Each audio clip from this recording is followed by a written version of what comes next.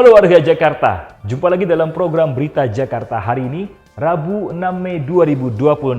Bersama saya Rudi Cahyadi, kami akan hadirkan berita pilihan dan informasi terbaru untuk Anda.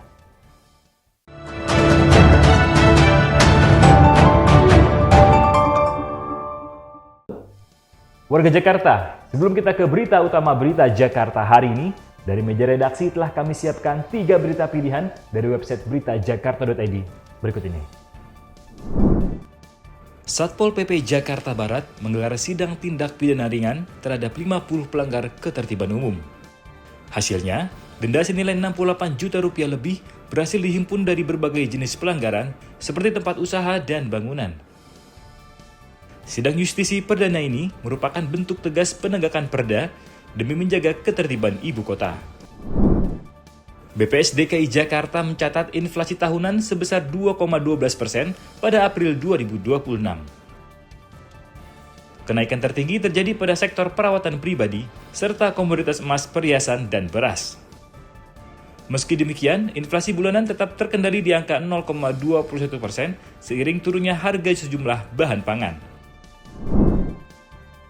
Dinas Dukcapil DKI Jakarta mencatat fenomena deurbanisasi di mana lebih dari 22.000 warga pindah keluar ibu kota. Jumlah ini meningkat 2 kali lipat dibandingkan pendatang baru usai lebaran tahun ini. Tingginya biaya hidup serta penataan dokumen sesuai domisili menjadi faktor utama warga bergeser ke kota penyangga. Informasi selengkapnya, warga Jakarta bisa langsung kunjungi website beritajakarta.id, website berita resmi pemerintah Provinsi DKI Jakarta.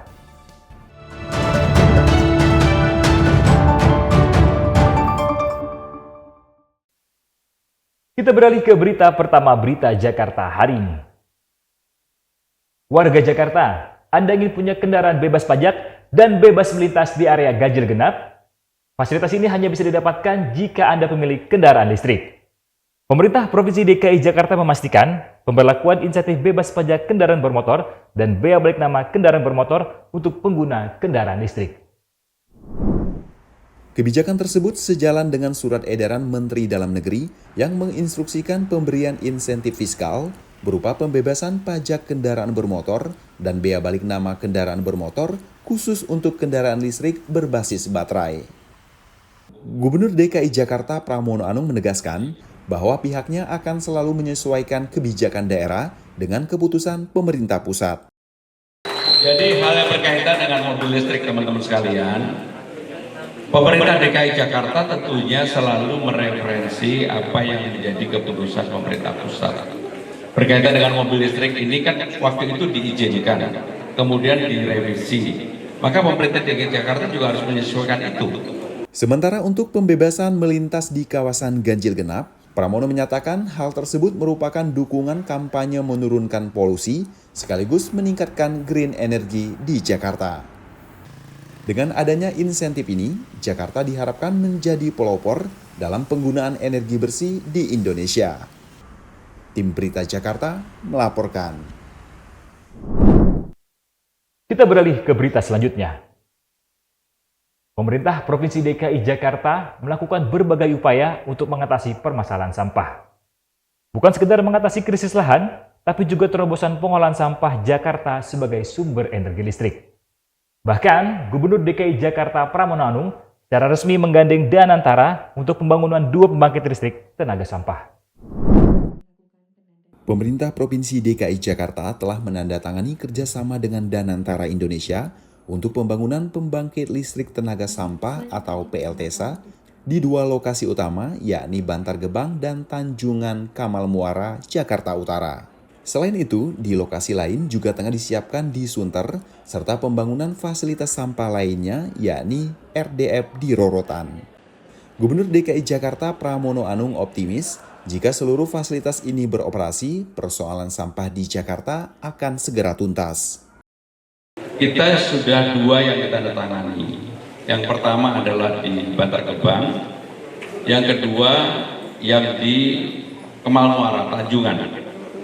Dua-duanya ini nanti PLTS dengan kapasitas untuk sampahnya itu antara 2.500 sampai dengan 3.000. Malah problemnya adalah jangan sampai nanti kemudian Jakarta untuk PLTS dan sebagainya, itu kita akan kekurangan. Itu yang menjadi problem tersendiri.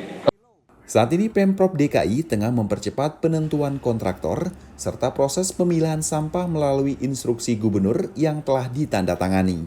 Langkah ini menjadi titik awal signifikan dalam penanganan kedaruratan sampah di Jakarta.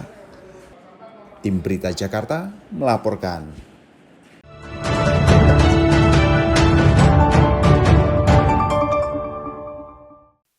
Kita ke segmen Info Jakarta. Warga Jakarta pengguna Transjakarta di kawasan Manggarai bersiap menggunakan alternatif lainnya. Mulai Rabu 6 Mei 2026, Transjakarta resmi menutup sementara halte Transjakarta Manggarai. Penutupan ini terpaksa dilakukan karena adanya proyek pembangunan LRT Jakarta. Selama penutupan berlangsung, warga tetap dapat mengakses layanan Transjakarta melalui halte Manggarai Temporer 1 dan 2 yang terletak di sisi jalan. Jangan lupa unduh aplikasi TJ Transjakarta untuk memudahkan perjalanan Anda. Ayo naik Transjakarta!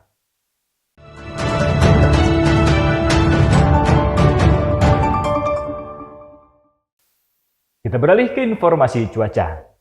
Sebelum memulai aktivitas esok hari, warga Jakarta bisa melihat perakiraan cuaca yang dirilis BMKG berikut ini.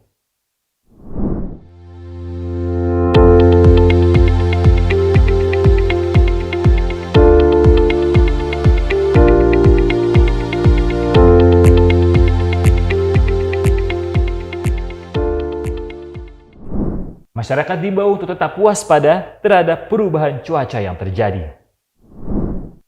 Demikian program Berita Jakarta hari ini. Karo Bicadi dan tim redaksi yang bertugas undur diri. Menyongsong 5 abad Jakarta, Jakarta Kota Global dan Berbudaya. Sampai jumpa.